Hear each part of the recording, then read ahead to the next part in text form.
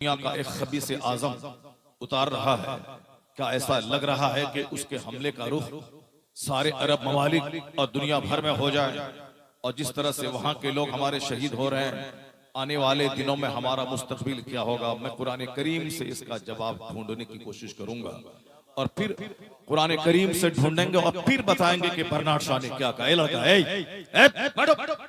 बदतमीज कहेगा, नंगे सर बैठा है और जोकर की तरफ महफिल में आया। उसका चेहरा जोग्राफिया देखिए उसका, मरदूद कहेगा। जैसा जाहिल पैदा हुआ जाहिल मर जाएगा।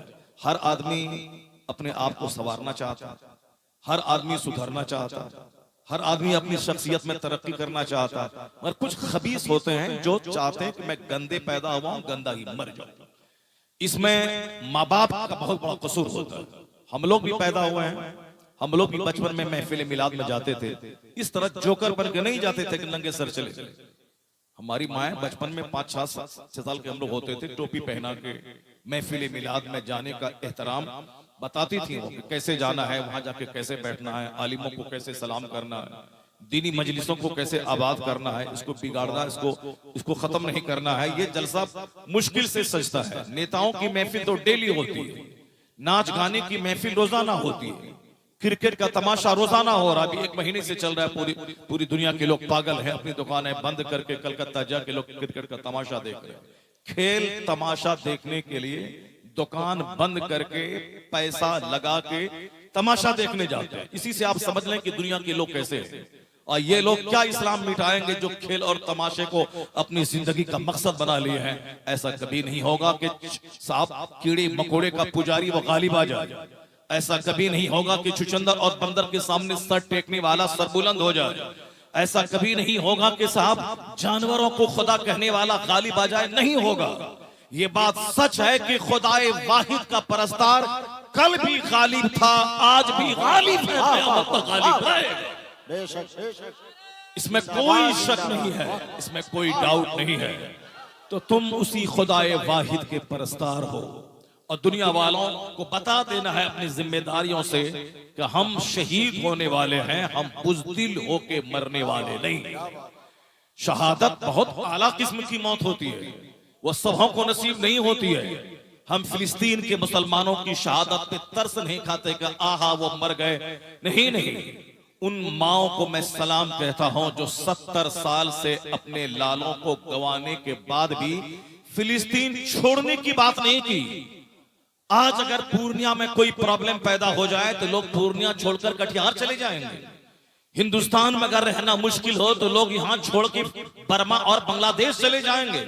लेकिन 70 साल से इन खबीसों ने फिलिस्तीन के मुसलमानों का जीना दोभर किया है। मगर मेरी माए काबिले एहतराम है जिन्होंने नहीं कहा कि अब फिलिस्तीन छोड़ के बाहर चले जाओ। वह इस इंतजार में रह रही हैं कि मेरे लाल जो शहीद हो रहे हैं इनका खून रंग लाएगा और एक न एक दिन कोई सलाहुद्दीन मेरी नस्ल में जन्म लेगा जो मस्जिद अक्सा को इन जालिमों की गिरफ्त से आजादी दिलाएगा।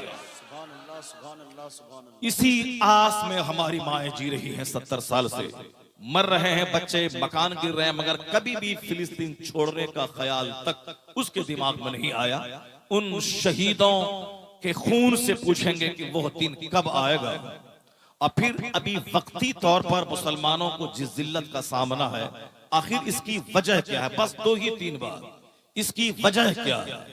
मैं क्यों रुसवा हो रहा हूं? वक्ती तौर पर ही सही, मैं क्यों रुसवा हो रहा हूं, मैं क्यों जलील हो रहा हूं?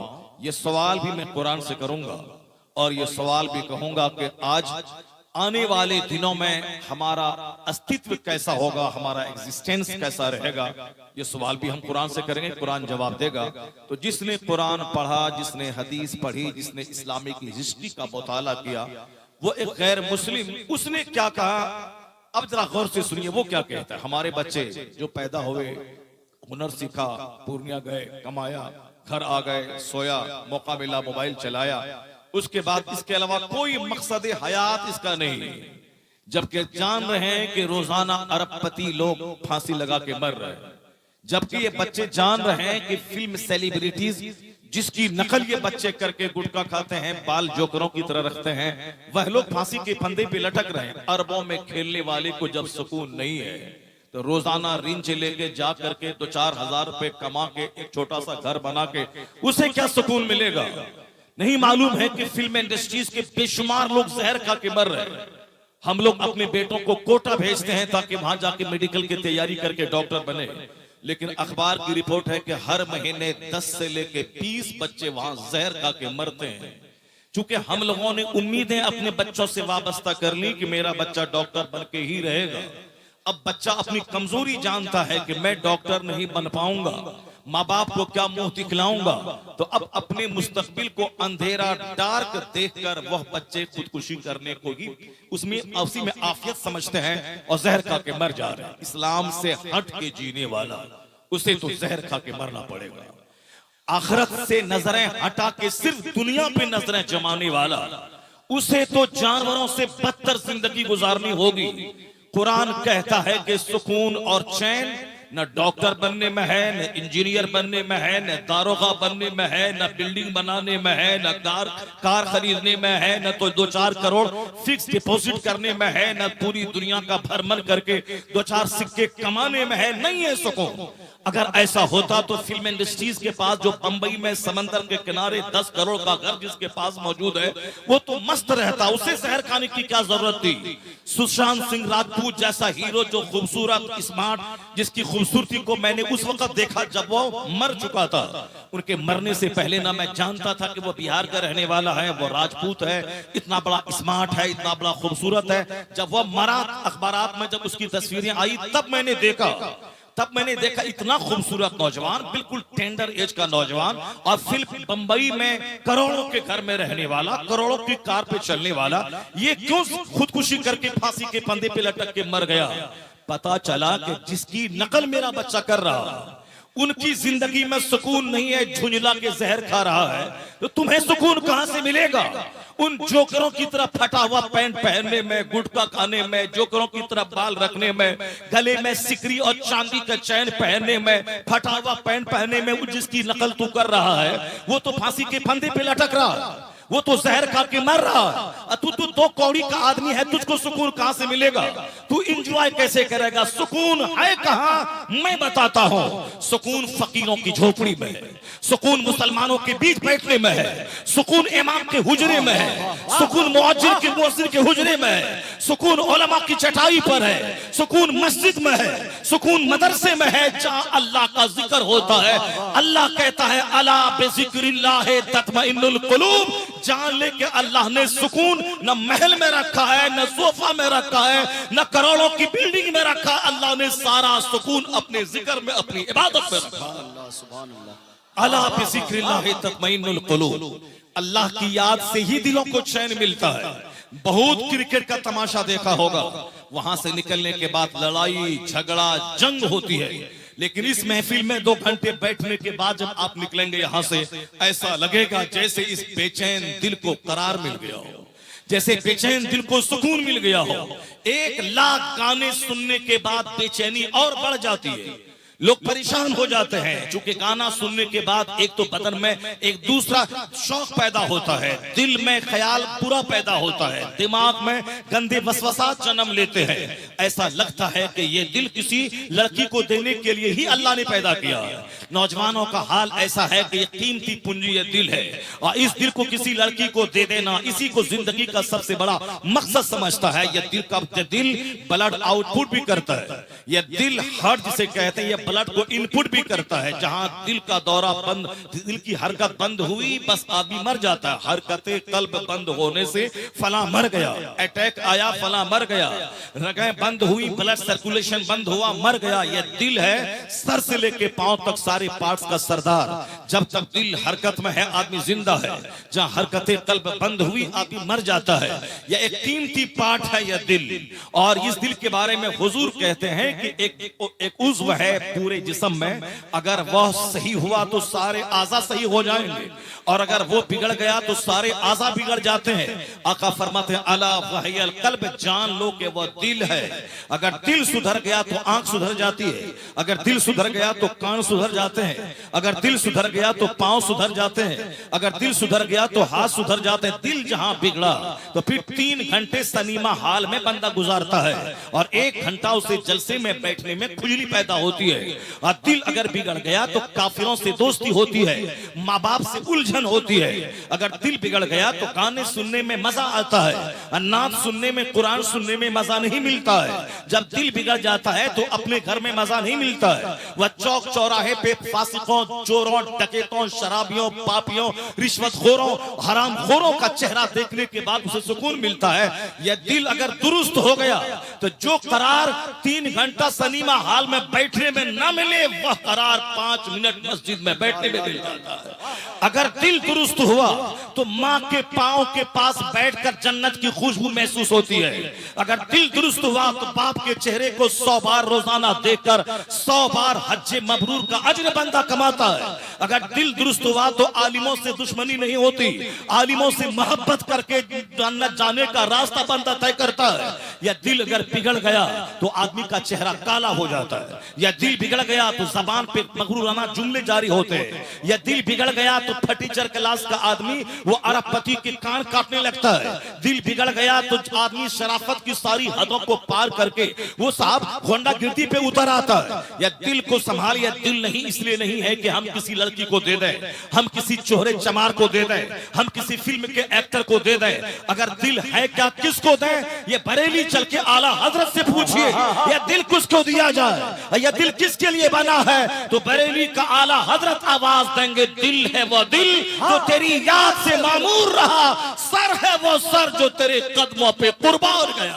नारा लगाइए, नारे तकबीर, जोरदार तरीके से नारे रिसालत, मसलके आला हजरत, इश्क मोहब्बत, इश्क मोहब्बत, खलीफा हुजूर ताजुश शरिया अल्लामा मुफ्ती शहरयार रजा साहब किबला गौसुल बरा कॉन्फ्रेंस। इस दिल को संभाल के रखिए, बहुत कीमती पूंजी है ये। आज जो हमारा घर उजड़ गया ये दिल के बिगड़ने का नतीजा है। आज जो हमारे बच्चे हमारे हाथ से निकल गए दिल के बिगड़ने का नतीजा है। आज जो समाज में रहने को दिल नहीं करता, गांव समाज छोड़ के भागने को दिल करता है, इसलिए कि दिल बिगड़ने का नतीजा है। वर नहीं तो झोपड़ी में जन्नत का मजा मिलता है, वर नहीं तो सूखी रोटी खाने में जो आदमी को मजा मिलता है वो बिरयानी खाने में नहीं मिलता। शर्त है कि दिल सुधर जाए। उस दिल के सुधरने के लिए वाज जरूरी है, उस दिल के सुधरने के लिए नेकों की सोहबत जरूरी है, उस दिल को संभाल के रखने के लिए अच्छी गुफ्तगू सुनना जरूरी है। जहां दिल बिगड़ गया बात बदल जाती है। जरा गौर से सुनिएगा कि गुफ्तगू का क्या असर होता है, तकरीर का क्या महत्व है इस्लाम में। वाजो नसीहत को इस्लाम ने किस सेंस में लिया है, बस सिर्फ मैं एक छोटा सा वाकया सुनाता हूं और दिल की गहराई से आप गौर से उसे सुने कि तकरीर का क्या महत्व है, वाज की क्या हैसियत है, क्यों हर जुमा के दिन तकरीर फर्ज है। चाहे 1 मिनट का खुतबा क्यों ना हो, वह शर्त है। जिस तरह बगैर वजू के नमाज नहीं, उसी तरह बगैर खुतबे जुमा की नमाज नहीं। ईदैन का खुतबा वाजिब है, निकाह का खुतबा सुन्नत है और जुमा का खुतबा फर्ज है। उसके बगैर नमाज जुमा ही नहीं होगी। शरीयत ने इतना एहतमाम क्यों किया है? एहतमाम इसलिए क्या है कि दिल फौरी चेंज हो जाता है। चटियल मैदान के पत्ते की तरह दिल उलटता पुलटता रहता है। आलिम के पास बैठा जन्नत जाने का जुनून पैदा हुआ, जहां नेता के पास बैठा झूठ बोलकर नेतागिरी करने का जुनून चढ़ जाता है। जहां डकैत के पास बैठा चोरी डकैती का ख्याल पैदा होने लगता है। जहां किसी दुनियादार को देखा अपने घर में भी 2 लाख का झूमर लगाने को दिल करने लगता है। जैसी सोहबत वो उसी तरह का हाल बंदे का पैदा होता है। तो इस्लाम चाहता है कि हर जुमा के दिन 5 मिनट का वाज सुना के दिल को मरने से बचा दिया जाए। इस्लाम चाहता है कि ईदैन का लंबा खिताब साल के 360 दिन के लिए रूहानी खुराक का काम करे। इस्लाम चाहता है कि सीरत की महफिलों में गौसे आजम का तज़किरा करके बंदे को किसी फिल्म हस्ती का गुलाम नहीं, उसे गुलाम गौस बना दिया जाए। इसलिए गौसे आजम के नाम की महफिलें होती है, गौसे आजम का चर्चा होता है, आला हजरत का चर्चा होता है, सरकार गरीब नवाज का चर्चा होता है, हसनैन करीमैन के नाम की महफिलें मुनक्किद होती है ताकि हमारे दिमाग में यह रिंग बजे कि मैं किसी फिल्म हस्ती का गुलाम नहीं हूं, मैं तो गुलाम गौस हूं, मैं गुलाम ख्वाजा हूं, मैं गुलाम हसनैन हूं। इसलिए कि हदीस का कायदा कुल्लिया है कि जो जिससे मोहब्बत करेगा उसका हश्र उसी के साथ होगा। अल मरउ मअ मन अहब, बुखारी शरीफ की हदीस में आया है, a man will be with those हुम ही लव्स, आदमी उसी के साथ होगा जिससे वह मोहब्बत करता है। अगर यह दिल हमने किसी फिल्म के हीरो को दिया तो वह हीरो जहां जाएगा मरने के बाद वहीं उसके अपने फॉलोवर को लेके जाएगा। अगर हमने यह दिल किसी चमार को दिया तो चमार जहां जाएगा मरने के बाद वहीं मुझको भी जाना होगा। अगर मैंने दिल किसी क्रिकेटर को दिया तो क्रिकेटर जहां जहन्नम की आग में जलने जाएगा वहीं इसे भी जाना होगा। क्योंकि मोहब्बत नकल चाहती है, मोहब्बत किसी का फॉलो करना चाहती है, महबूब की नकल मोहब्बत उसका तकाजा उसका डिमांड करती है। तो मन तशब्बहा बिकौमिन फहुवा मिनहुम, हदीस में आया है जो जिससे मुशाबहत रखता है उसका हश्र उसी के साथ होगा। साफ लफ्जों में जो सलमान, शाहरुख खान, अमिताभ बच्चन की तरह ड्रेस पहनेगा, जो उनकी तरह अंगूठी पहनेगा, जो उनकी तरह सिकरी पहनेगा, जो उनकी तरह पांव में धागा बांधेगा, वो तैयार है उनके साथ जहन्नम में जलने के लिए। और जो सरकार गौसे आजम की नकल करेगा, गरीब नवाज की नकल करेगा, आला हजरत की नकल करेगा, मस्जिद के इमाम की नकल करेगा, अपने उलमा की तकलीद करेगा, वो तैयार रहे जहां गौस जाएंगे उसी के साथ उसका हश्र भी हो जाएगा। मन तशब्बहा बिकौमिन फहुवा मिनहुम, आदमी जिससे मुशाबहत रखता है उसका अंजाम उसी के साथ होगा। मैंने ये बातें आप तक इसलिए पहुंचा दी कि इस महफिल से उठते हुए आप जान लें कि हमें नकल किसी एक्टर और क्रिकेटर की नहीं करनी है, हमें नकल तो सरकार गौसे आजम की करनी है। अब गौसे आजम का कैरेक्टर क्या था, उसका कैरेक्टर का एक पार्ट आप समझ लें, फिर मैं बर्नार्ड शाह के पास जाता हूं, फिर वहां से लौट के कुरान शरीफ की 5 आयतों के पास आता हूं, फिर मैं 2-3 हदीस पढ़ता हूं, फिर एक वाकया मैं सुनाता हूं, उसके बाद मैं अपना खिताब खत्म करता हूं। आप जरा गौर से सुन लें कि किस तरह से सरकार गौसे पाक ने हमें दीन समझाया है, किस तरह से सरकार गौसे आजम की जिंदगी से हमें नूर मिलता है। मैं उनकी जिंदगी का 2-4 चैप्टर और खोलूंगा अगर टाइम मिला और आपने सब्र से काम लिया।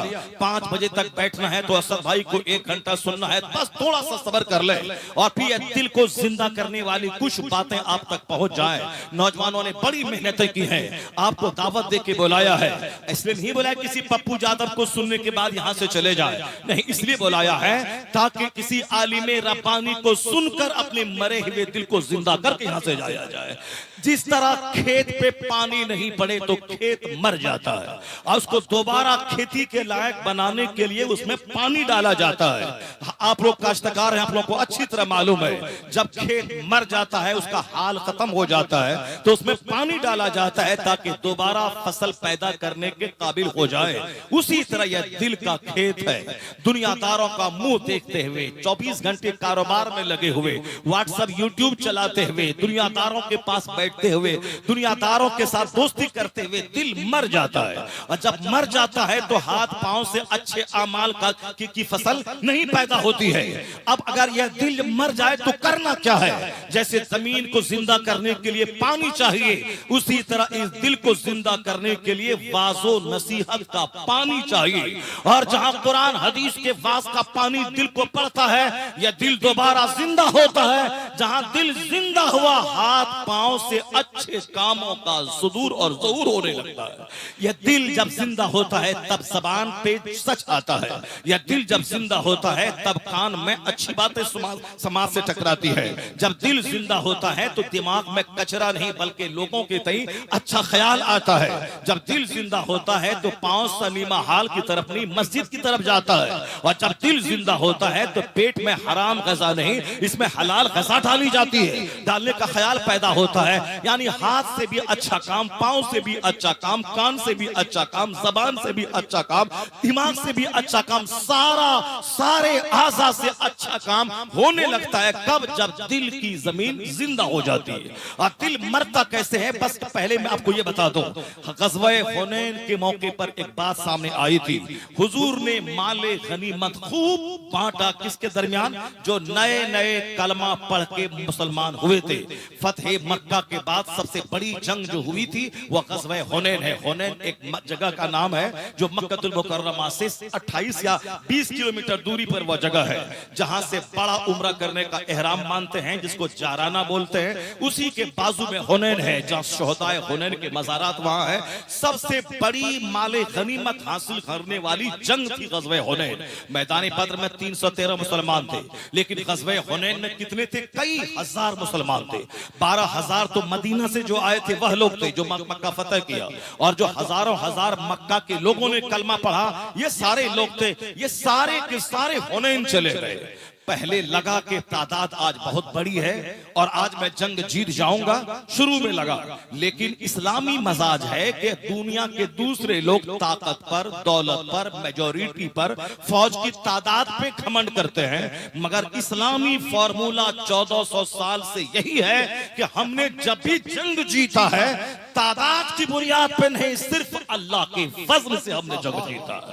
वमन यतवक्कल अलल्लाह फहुव हस्बुह, जो अल्लाह पे भरोसा करता है अल्लाह उसके लिए काफी होता है।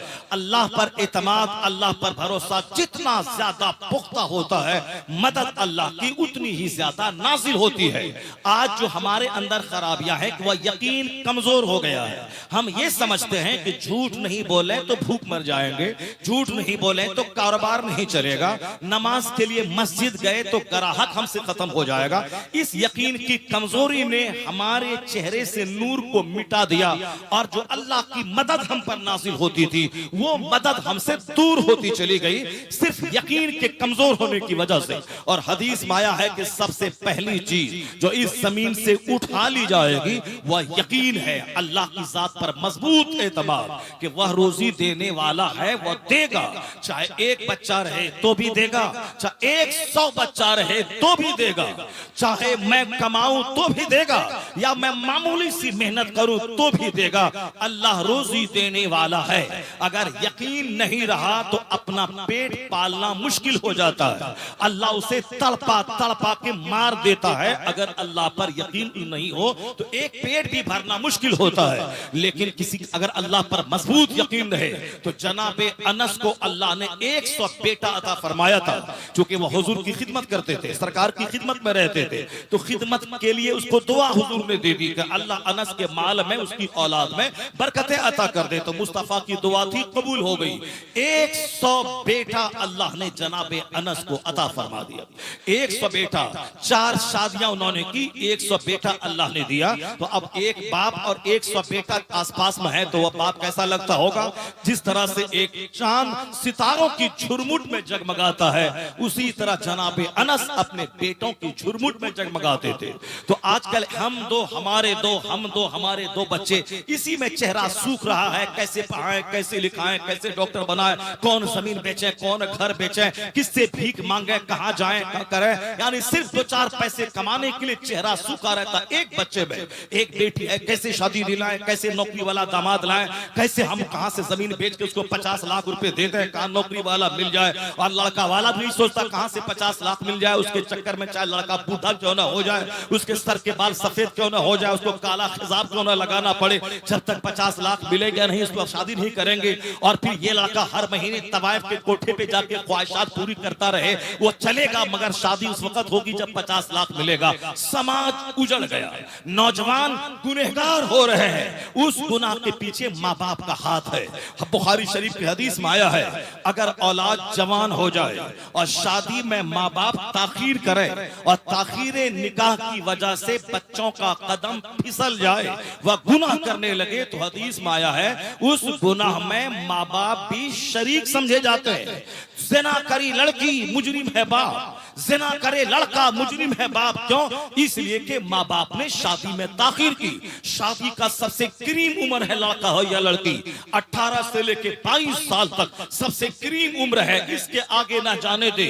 समाज समाज में जो जिनाकारियां फैल रही हैं, जो साहब प्यार मोहब्बत के नाम पे ट्रेन की पटरी में कटने का माहौल पैदा हो रहा है, समाज में लड़कियां और लड़के जो आवारा हो रहे हैं, लड़कियां आवारा हो रही है, मुसलमानों की बेटियां काफिरों के साथ भाग रही हैं, इसमें वक्त पर शादी न कराने का अमल दखल बहुत ज्यादा है। मुस्तफा की बात से हटे, नौकरी मकान गाड़ी ढूंढने लगे, उधर बेटी भी बुढ़िया होने लगी, उधर बेटा भी गुनाहों की कीचड़ में लथपथ बुढ़ा होने लगा। तो अब नतीजे में परेशान होकर आखिर में खंखड़ होके जहां तहां घुसा दिया। अब जब दोनों माँ बाप खंखड़ होंगे तो औलाद तो महाखंखड़ पैदा हो जाएगी।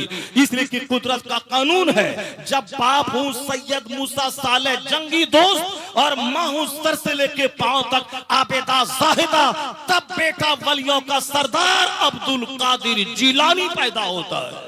ये कुदरत का कानून है। और जब बाप हो खंखड़ और माँ हो खंखड़ तो औलाद चोर, डकैत, पापी और सब नालायक, बदतमीज, बेहुदा, माँ बाप का नाफरमान, माँ बाप की नाफरमान औलाद जन्म लेती है। इसलिए समाज जो चोरों, कमीनों और चोरों, डकैतों से भर रहा है, इसमें माँ का हाथ है, इसमें बाप का हाथ है। इसलिए मजा लेने के लिए शादी करना छोड़ दीजिए। आने वाली नस्ल गुलामे गौस, गुलामे ख्वाजा, नमाजी शरीफ, मुत्तकी बने, उसके लिए नमाजी बीवी का सिलेक्शन कीजिए। खुद नमाजी बनिए, लड़का नेक हो, लड़की नेक हो तो औलाद गौस नहीं, गुलामे गौस जरूर पैदा हो जाती है। कुदरत का कानून है, जैसे वालिदैन वैसे औलाद जन्म लेती है। अब जरा गौर से सुनिए, मैं आपसे कहना चाहता हूं कि किस तरह हमारे बुजुर्गों ने हमारे लिए दिल के जिंदा होने का सामान किया है, एहतमाम किया है। मेरी बात और तवील ना हो जाए, शॉर्ट करके मैं आपको इस्लाम की तारीख का एक मसाज आपको दिखलाना चाहता हूं। हमने तादाद की बुनियाद पर हमने कभी जंग नहीं जीती। सबसे पहली जंग इस्लाम की, the greatest war of Islam, वो है फर्स्ट बैटल बद्र है। यानी बद्र की लड़ाई 313 मुसलमान है और 1200 से ज्यादा मक्का के मुशरिकीन कुफार मौजूद है।